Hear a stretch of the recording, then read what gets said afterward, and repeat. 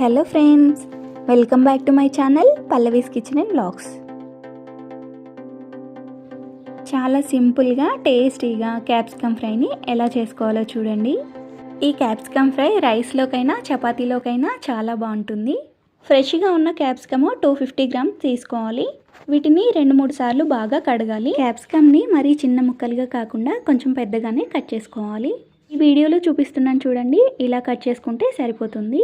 Stove on చేసుకొని ఒక కడాయిని పెట్టుకోవాలి.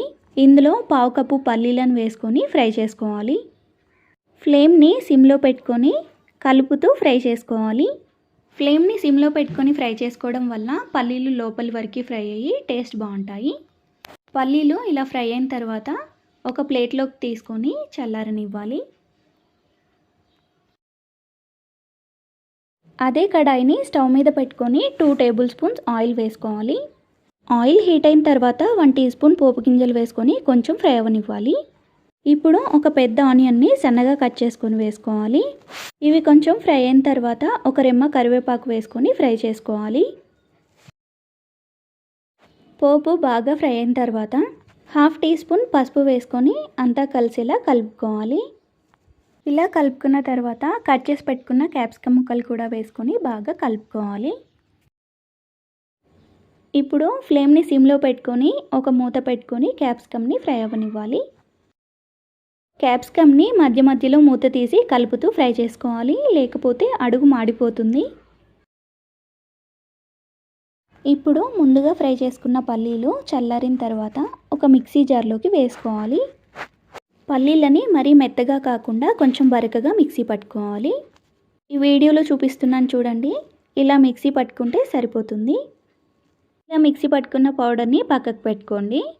ఇప్పుడు కడాయి మూత తీసి క్యాప్సికమ్ ఫ్రై అయిందా లేదా చూసుకోవాలి. క్యాప్సికమ్ ఇలా ఫ్రై అయిన తర్వాత 1.5 టీ స్పూన్ కారం వేసుకోవాలి. రుచికి తగినంత ఉప్పు వేసుకోవాలి.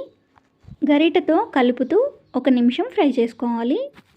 ఇలా 1 నిమిషం ఫ్రై అయిన తర్వాత స్టవ్ ఆఫ్ చేసుకొని ముందుగా మిక్సీ పట్టుకున్న పల్లీల పొడి వేసుకొని కలుపుకోవాలి. పల్లీల పొడిని ఇలా బరకగా మిక్సీ పట్టుకుని వేయడం వల్ల టేస్ట్ అనేది చాలా బాగుంటుంది.